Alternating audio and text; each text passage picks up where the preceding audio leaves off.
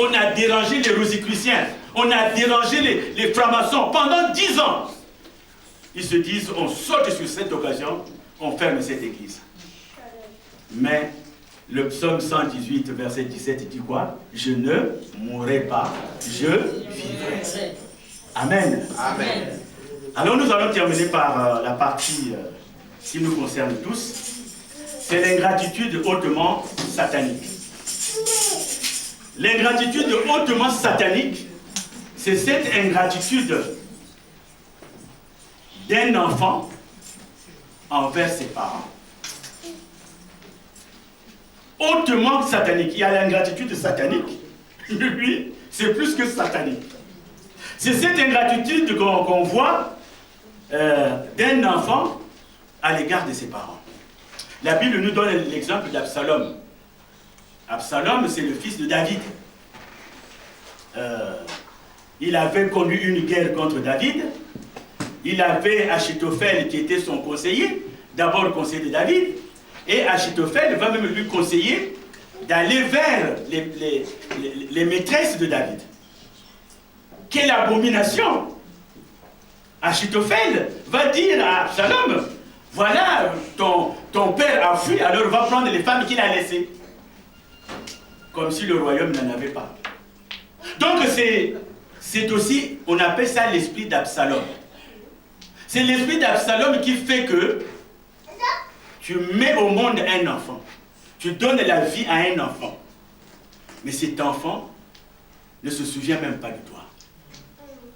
Cet enfant ne sait même pas que sa mère est vivante. Cet enfant ne sait même pas que son père est vivant.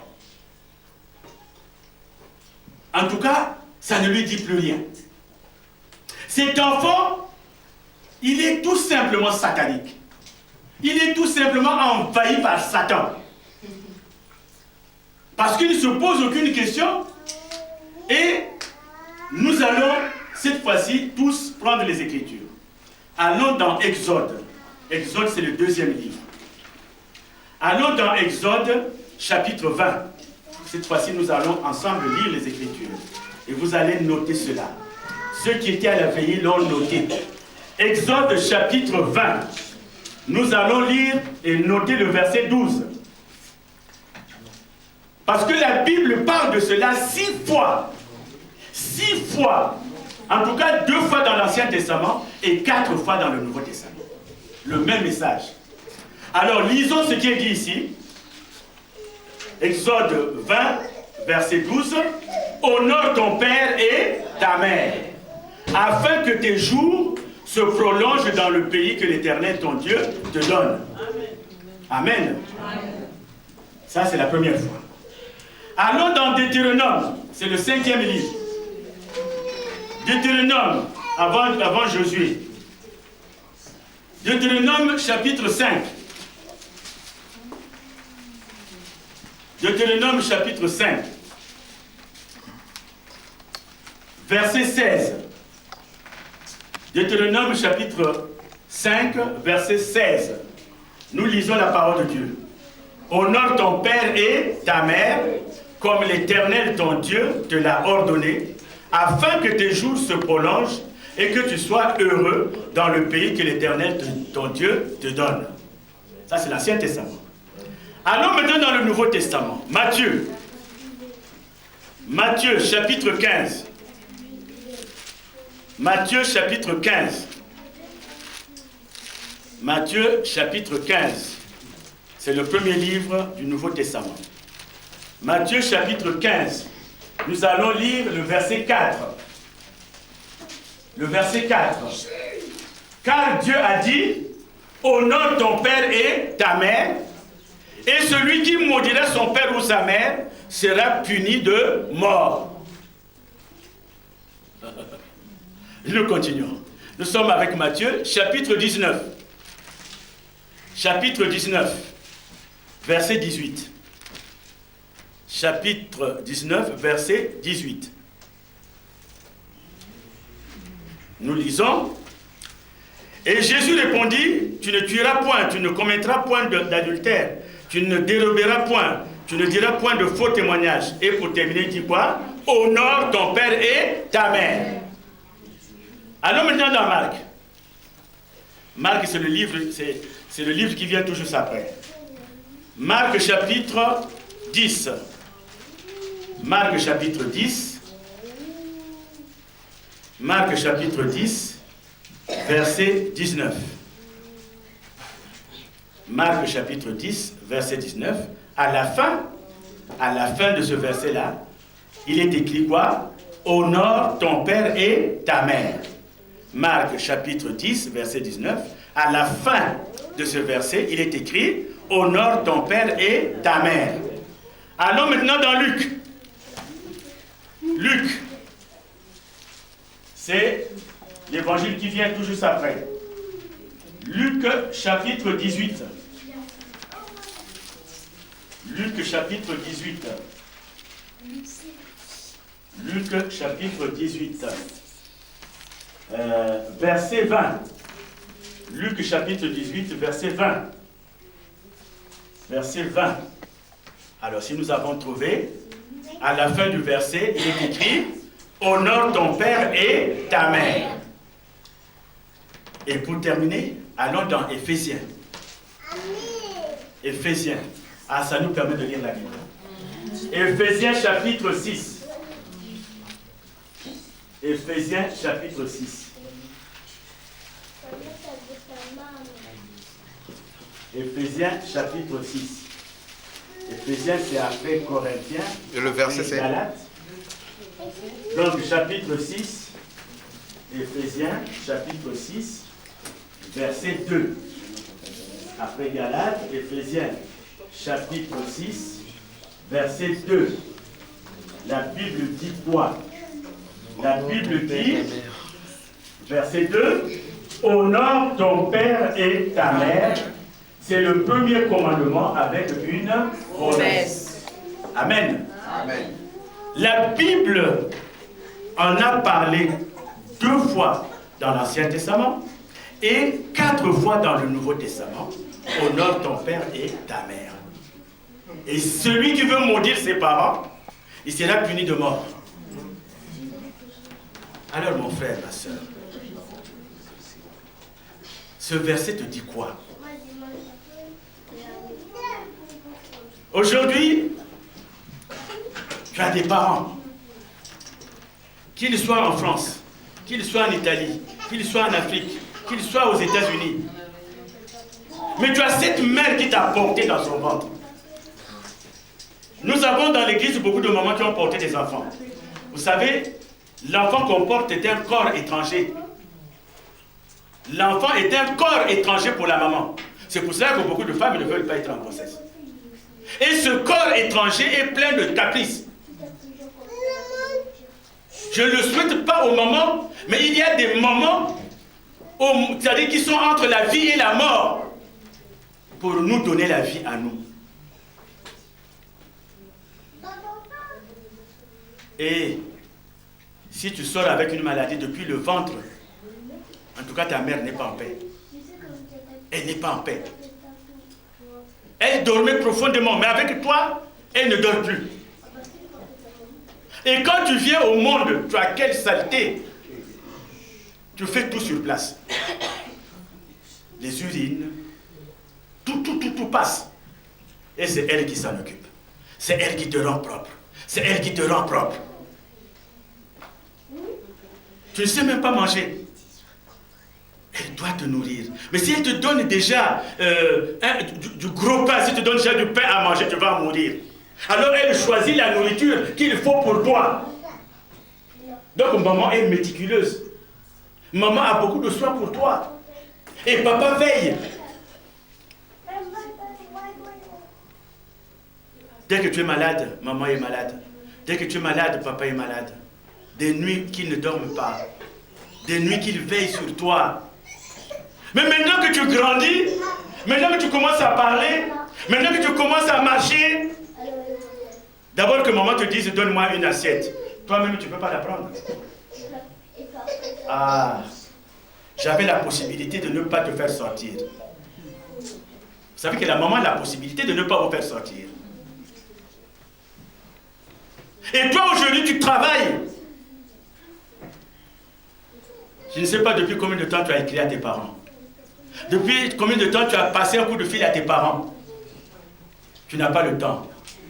Vous savez, hein, tu n'as pas le temps. Même les présidents n'ont plus le temps de s'occuper même de leur famille. Mais la bière, tu t'en occupes. Le whisky, tu t'en occupes. Mais maman, tu n'as pas le temps. C'est ce qu'on appelle une ingratitude satanique, hautement satanique. Et ça, le Seigneur ne pardonne pas. La Bible dit, honore ton père. C'est le premier commandement avec une promesse. Afin que tu sois heureux et que tu vives longtemps sur la terre. Mon frère, ma soeur, au lieu de pleurer chaque soir, Seigneur, Seigneur, je t'aime. Aime d'abord tes parents. Dieu, tu ne le vois pas, mais ton père, au moins, tu as la figure, tu as la figure de ton père. Ta mère, au moins, tu l'as déjà vue. Mais Dieu, tu ne l'as jamais vu. Au lieu de pleurer chaque soir, Seigneur, Seigneur, et tu n'as aucune pensée pour tes parents. C'est que vous devez le tenir. Depuis l'Ancien Testament jusqu'au Nouveau, la Bible ne dit pas honore ton père et ta mère, tes parents qui sont bons. La Bible ne dit pas ça. Honore ton père et ta mère, tes parents qui sont riches. Honore ton père et ta mère, tes parents qui ne sont pas sorciers. Honore ton père et ta mère, tes parents qui pensent à toi. La Bible ne le dit pas.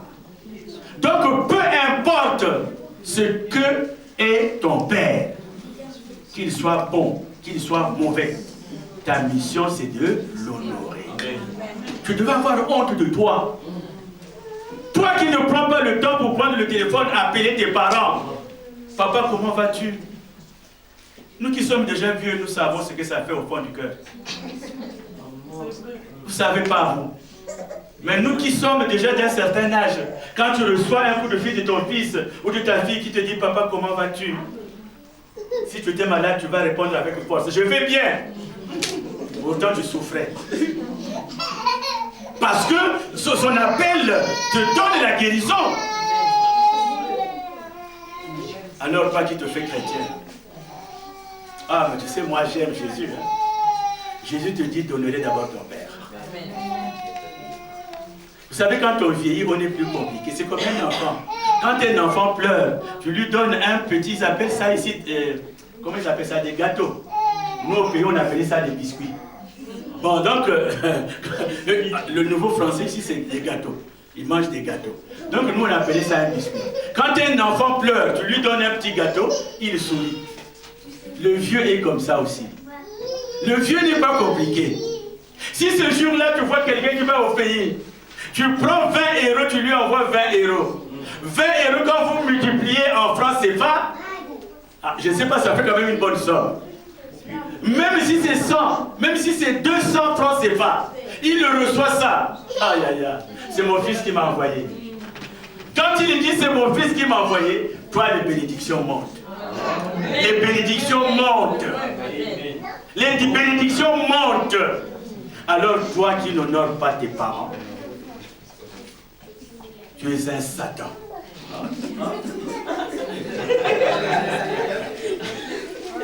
Il n'y a pas d'autres adjectifs à porter. Tu es plus que Satan.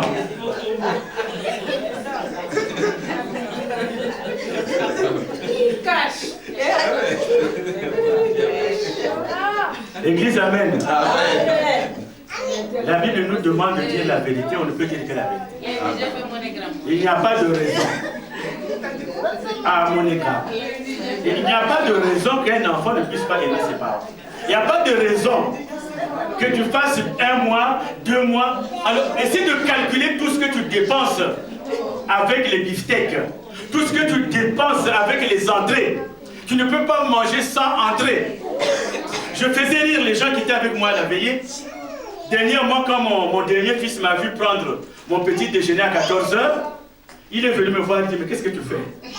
Tu prends ton petit déjeuner, c'est bien à rire. Mais midi, c'est déjà passé. Ça, c'est ce que tu devais manger le matin. Je lui ai dit, oui, mais toi, tu es éduqué à la française. Nous, le petit déjeuner, parfois le soir, ça suffit. Et d'abord, il faut l'avoir, le petit déjeuner. C'est ça le problème. Tout le pain que tu gaspilles ici, Là-bas, ils en ont besoin. C'est cela l'amour, bien-aimé. Si tu veux réussir dans ta vie, honore ton père et ta mère. Ne vois pas leurs défauts. Moi, ma mère m'a fait souffrir. Moi, ma mère m'a fait ceci. Moi, ma mère m'a fait ceci. Non. Et je vous dis, le comportement que vous avez vers vos parents. Parce que quand on parle de malédiction de génération en génération, vous avez un mauvais comportement vis-à-vis de vos parents, vos enfants à vous auront le même comportement par rapport à vous. Le même comportement. Alors c'est à vous de vous voir. Voilà, bien aimé, le message sur la reconnaissance et l'ingratitude que je voulais donner aujourd'hui. Avec tout mon amour, je voudrais tout simplement que nous prenions ensemble des passages que nous aimons souvent lire. En conclusion, allons dans Apocalypse 22. Allons dans Apocalypse 22. Nous allons nous mettre debout tout simplement pour terminer ce message-là. En conclusion, nous allons seulement lire Apocalypse 22 à partir du verset 11. Du verset 11 jusqu'au verset 16. Nous allons lire ensemble Apocalypse 22. C'est le dernier livre de la Bible.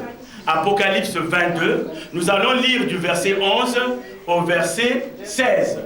Nous lisons la parole de Dieu. Que celui qui est injuste soit encore injuste. Que celui qui est souillé se souille encore. Et que le juste pratique encore la justice. Et que celui qui est saint se sanctifie encore. Voici, je viens bientôt. Et ma rétribution est avec moi pour rendre à chacun selon ce qu'est son œuvre. Je suis l'alpha et l'oméga, le premier et le dernier, le commencement et la fin. Heureux ceux qui lavent leurs robes, afin d'avoir droit à l'arbre de vie et d'entrer par les portes dans la ville. Dehors les chiens, les enchanteurs, les impudiques, les meurtriers, les idolâtres, et quiconque aime et pratique le mensonge. Moi, Jésus, j'ai envoyé mon ange pour vous attester ces choses dans les églises. Je suis le rejeton et la postérité de David, l'étoile brillante du matin.